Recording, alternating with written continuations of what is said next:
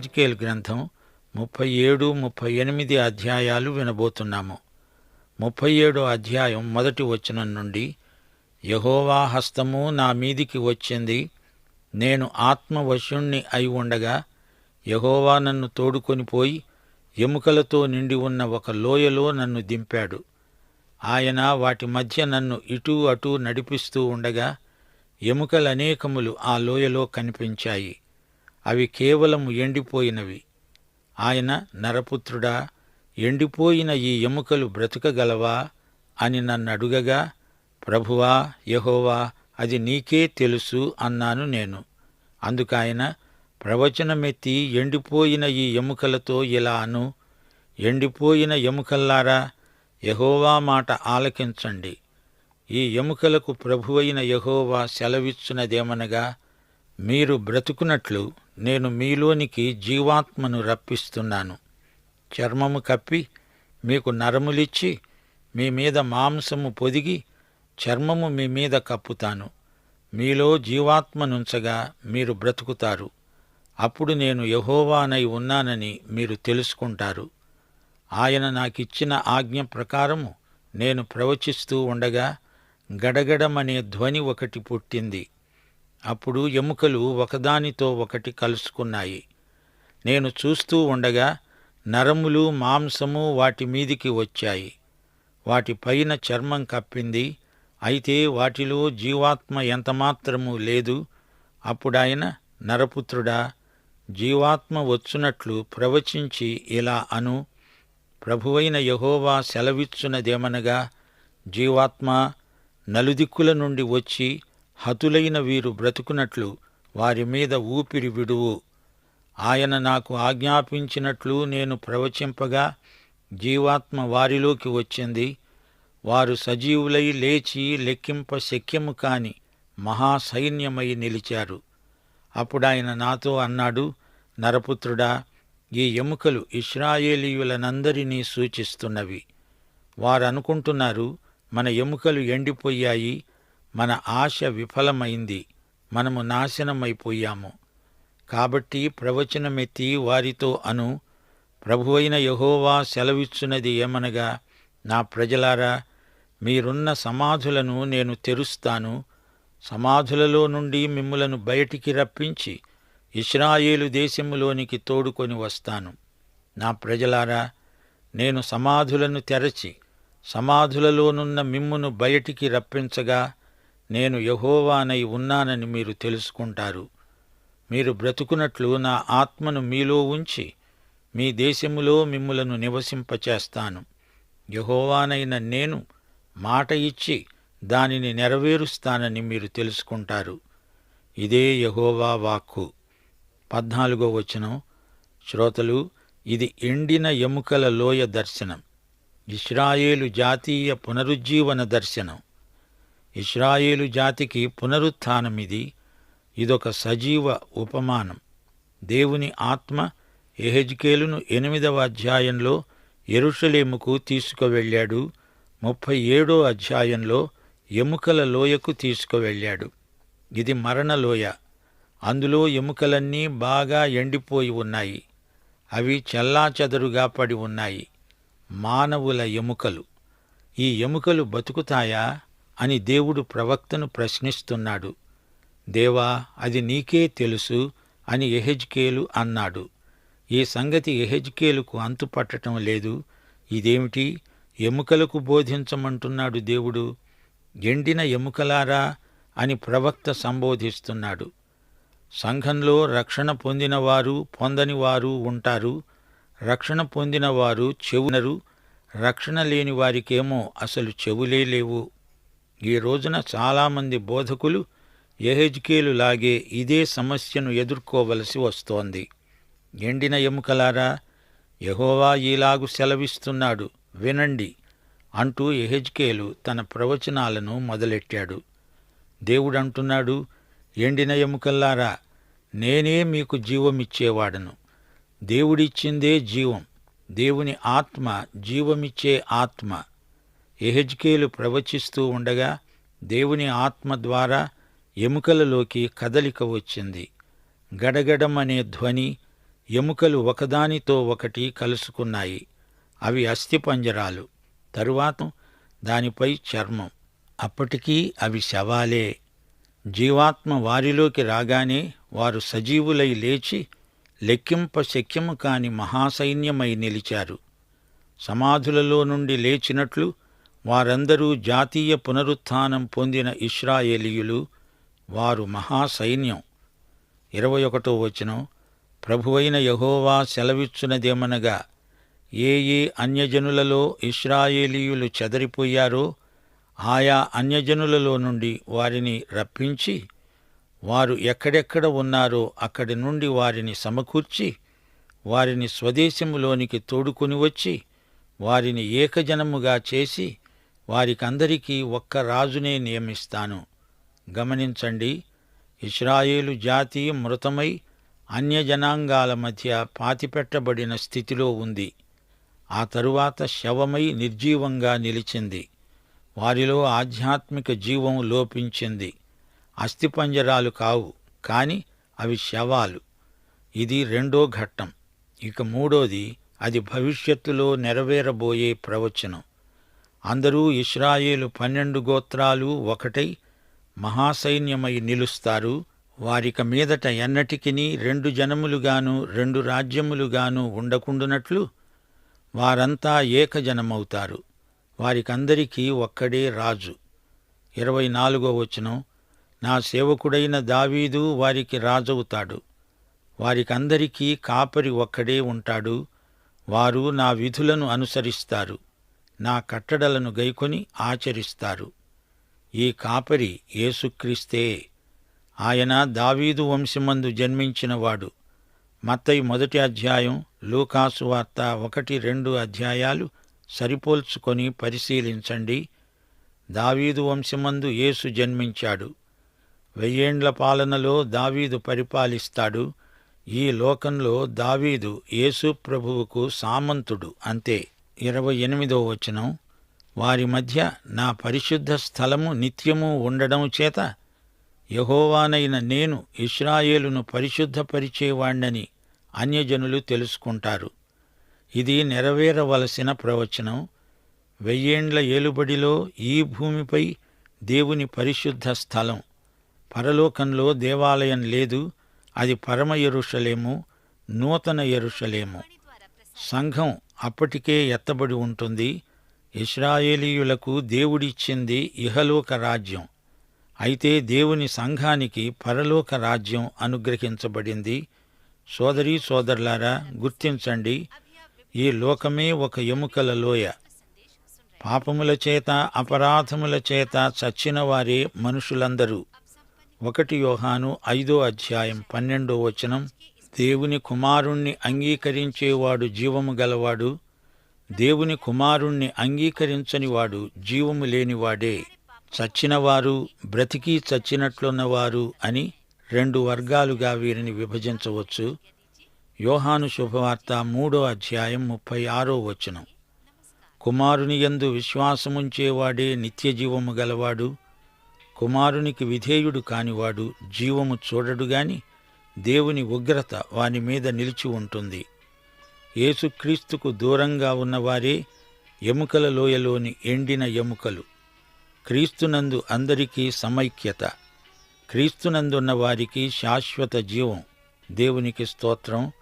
శ్రోతలు, ఇప్పుడు మనం యెహెజ్కేలు గ్రంథం 38వ అధ్యాయానికి వచ్చాము.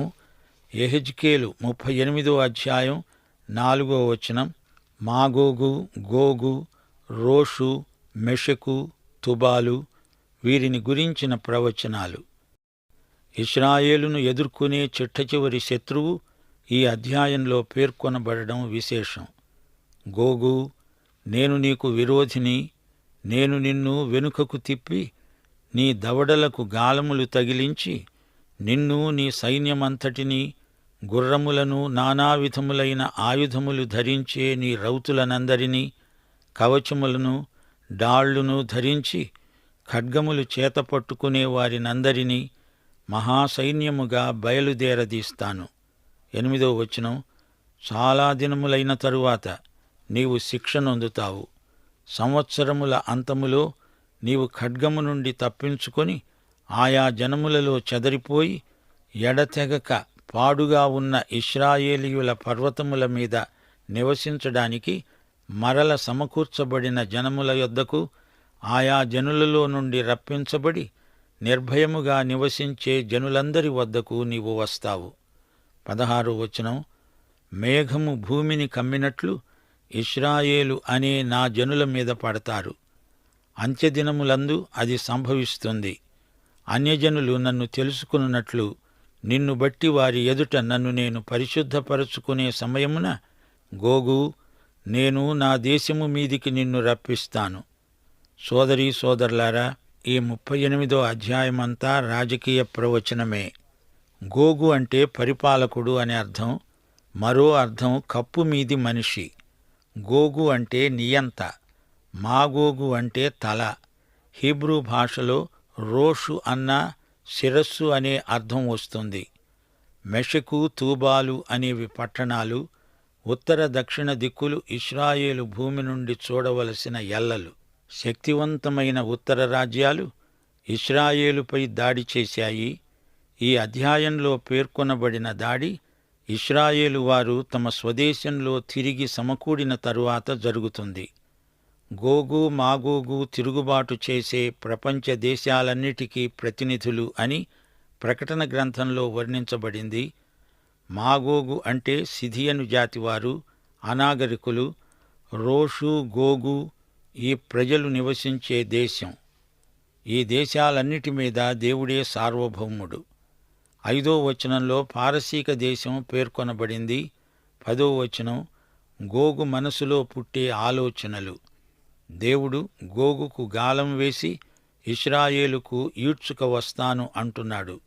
ఇశ్రాయేలుకు మంచి రోజులు వస్తాయి అని, వారు శాంతి భద్రతలు కలిగి జీవిస్తారని దేవుడు అంటున్నాడు. ప్రియ శ్రోతలు, వింటున్నారా? దేవుని ప్రజలకు శత్రువులున్నారు. వీరి వివరాలు 38, 39 అధ్యాయాలలో వర్ణించబడ్డాయి. దేవుని రాజ్యం వచ్చే వరకు ఇశ్రాయేలుకు శత్రువులు ఉంటారు. చివరి దినాలలో అన్యజాతులన్నీ ఏకమై ఇశ్రాయేలును ప్రతిఘటిస్తాయి. ఇశ్రాయేలుకు శాంతి భద్రతలు లేకుండా శత్రువులు దాడి చేస్తూ ఉంటారు. దాడి చేసే వారి దేశాలలో భూకంపం వస్తుంది, తుపానులు వస్తాయి. శత్రువుల మధ్య కలవరం వచ్చి వారు ఒకరినొకరు చంపుకుంటారు.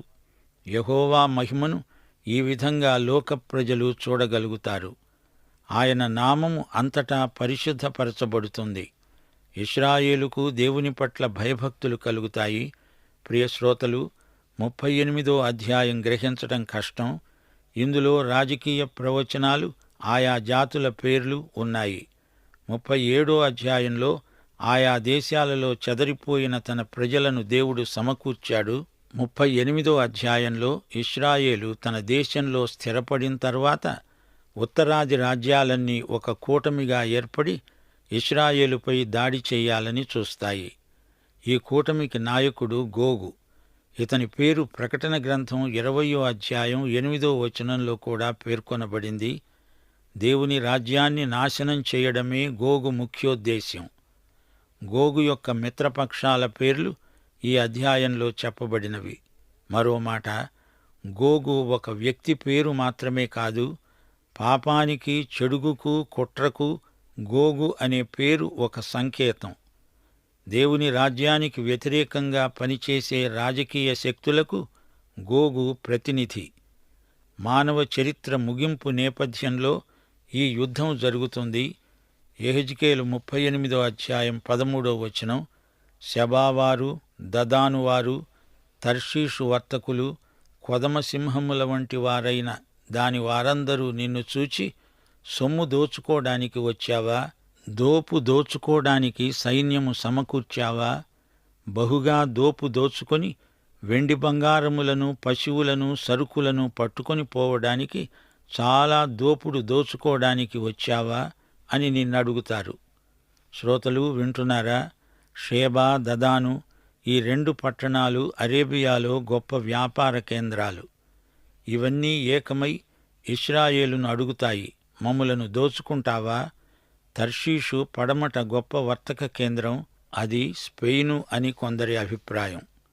ఈ అధ్యాయమంతా అన్యజాతుల కూటమిని గురించిన ప్రవచన వివరాలే. గోగు అనే నియంత పేర్కొనబడడం ఇందులోని విశేషం. ఆర్మగెద్దోను యుద్ధం ప్రసక్తి ఇందులో ఉంది. మాగోగు, మెషకు, తూబాలు అనే ఈ ముగ్గురు వ్యక్తులు యాపెతు కుమారులు. అన్యజాతులు ఎన్నెన్నో ఈ కూటమిలో ఉన్నాయి. అయితే గోగు వీరందరికీ నాయకుడు. గోగు సైన్యంలో ప్రాతినిధ్యం వహించిన రాజ్యాలు: 1 రోషు, 2 మెషకు, 3 తూబాలు, 4 పారసీకం, 5 ఇథోపియా, 6 గోమెరు, 7 తొగర్మా. ప్రపంచంలోని అన్య రాజ్యాలన్నీ గోగు నాయకత్వం కిందికి వస్తాయి. శ్రోతలు, 37 అధ్యాయం 15 నుండి 17 వచనం వరకు 2 కర్ర తునకల దర్శనం జ్ఞాపకం చేసుకోండి. నరపుత్రుడా, నీవు కర్ర తునక ఒకటి తీసుకొని దానిమీద యూదావారిదని, వారి తోటివారైన ఇశ్రాయేలీయులదని పేర్లు రాయి. మరి ఒక తునక తీసుకొని దానిమీద ఎఫ్రాయిమునకు తునక, అనగా యోసేపు వంశస్థులదని, వారి తోటివారైన ఇశ్రాయేలు వారిదని రాయి. అప్పుడది ఏకమైన తునక అగునట్లు ఒకదానితో ఒకటి జోడించు. అవి నీ చేతిలో ఒకటే తునక అవుతాయి, అనగా ఇశ్రాయేలు జాతి అంతా ఒకటే అవుతుంది. సొలొమోను తర్వాత విడిపోయిన ఈ 2 ఇశ్రాయేలు యూదా రాజ్యాలు తిరిగి ఒకటవుతాయి. సమైక్యత సిద్ధిస్తుంది. మెస్సియా వారికి జాతీయ పునరుత్థానం అనుగ్రహిస్తాడు. 37 అధ్యాయానికి కేంద్రంలో యేసుక్రీస్తు ఉన్నాడు. 38 అధ్యాయానికి కేంద్రంలో గోగు అనే క్రీస్తు విరోధి కనిపిస్తున్నాడు.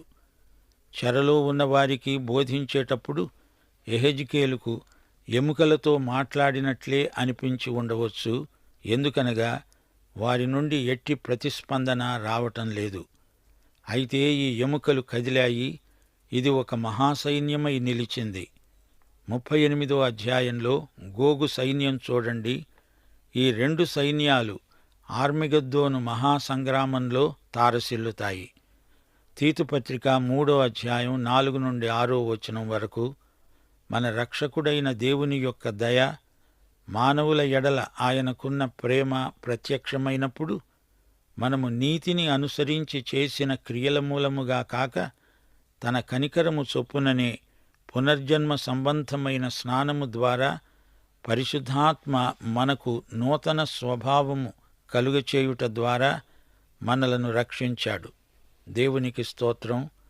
మనమాయన కృప వలన నీతిమంతులమని తీర్చబడి నిత్యజీవమును గూర్చిన నిరీక్షణను బట్టి దానికి వారసులమవటానికి ఆ పరిశుద్ధాత్మను మన రక్షకుడైన యేసుక్రీస్తు ద్వారా ఆయన మన మీద సమృద్ధిగా కృమ్మరించాడు.